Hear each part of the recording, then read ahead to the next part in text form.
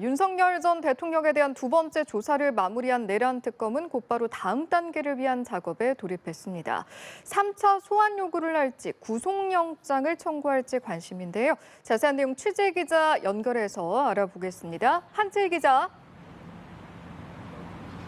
네, 내란 사건 특검이 있는 서울고검 앞입니다. 윤 전 대통령에 대한 두 번째 조사를 마친 특검팀은 오늘도 출근해서 윤 전 대통령에 대한 구속영장 청구 여부를 결정하기 위한 작업에 돌입합니다. 특검은 1, 2차에 걸쳐 확보한 윤 전 대통령의 피의자 신문조서를 그간 확보한 사건 관계인들의 진술, 증거들과 대조하고 있습니다. 윤 전 대통령의 혐의를 입증하기 위한 전반적인 논리 보강 작업에 들어간 건데요. 이제 다음 단계는 3차 소환을 요청할지 아니면 곧바로 구속영장을 청구할지 여부인데 특검은 두 차례에 걸쳐서 대면 조사의 목적을 어느 정도 달성했다고 보고 구속영장 청구에 무게를 두고 있는 것으로 전해졌습니다. 통상 수사기관은 도주 우려나 증거인멸 우려가 있으면 피의자에 대한 구속영장을 청구하는데 윤 전 대통령은 대면 조사에 응한 만큼 특검은 도주 우려보다는 증거인멸 우려가 있다고 보고 있는 것으로 알려졌습니다. 구속영장을 청구한다면 청구서에는 지난 체포영장보다는 더 많은 혐의가 담길 것으로 예상됩니다.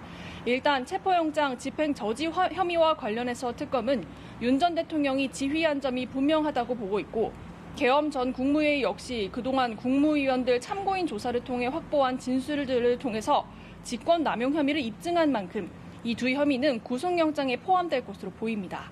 특검팀은 또 지난 1월 내란 혐의로 구속 취소됐던 상황을 예의주시하며 이 구속영장 청구 작업에 더 심혈을 기울일 것으로 보입니다. 네, 어제 윤 전 대통령 조사 상황은 어땠는지도 전해주시죠. 네, 어제 이뤄진 2차 조사는 1차 조사보다는 원만히 진행된 것으로 보입니다. 먼저 1차 조사 때 윤 전 대통령 측 반발로 조사가 도중에 중단됐던 체포저지 혐의 조사는 오전에 3시간 만에 마무리됐습니다.